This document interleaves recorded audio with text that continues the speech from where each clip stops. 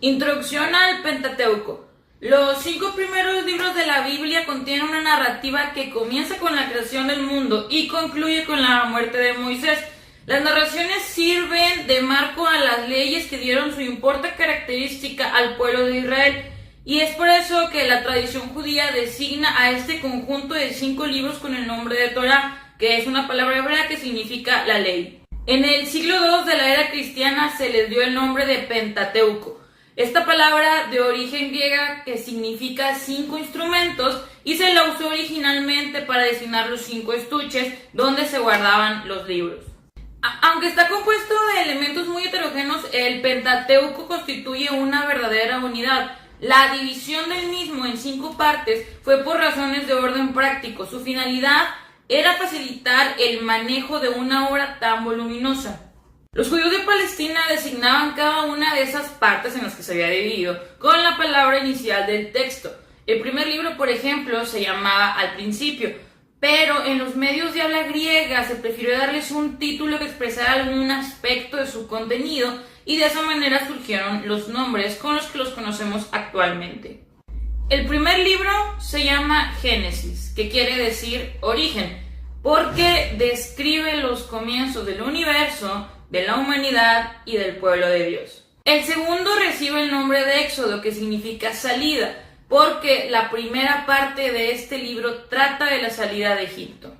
Luego viene el Levítico, así llamado porque contiene el ritual que debían observar los sacerdotes de la tribu de Leví. El libro de Números debe su designación a los diversos censos que se mencionan dentro de él. Y el último se llama Deuteronomio, que quiere decir segunda ley, porque completa la legislación del Sinaí con las normas y preceptos promulgados por Moisés en las llanuras de Moab. Resulta equívoco considerar el Pentateuco como un libro en el sentido moderno de la palabra. En realidad se trata de una compilación de varias fuentes, tradiciones narrativas, legales y litúrgicas que se fueron formando y transmitiendo en el pueblo de Dios a lo largo de muchos siglos.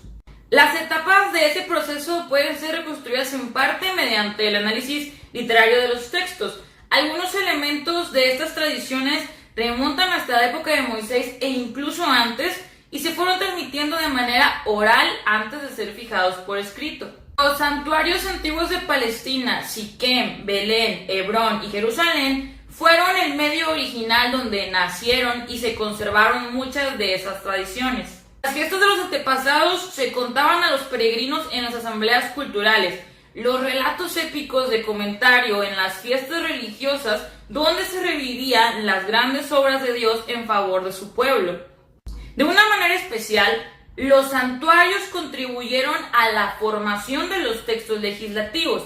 Allí se tenía la necesidad de leyes sagradas para el ordenamiento del culto, para determinar obligaciones de los fieles y para la administración de la justicia. Esta historia unitaria y continua, formada casi a partes iguales por relatos y leyes, se divide a su vez en 6 grandes etapas o capítulos perfectamente diferenciados.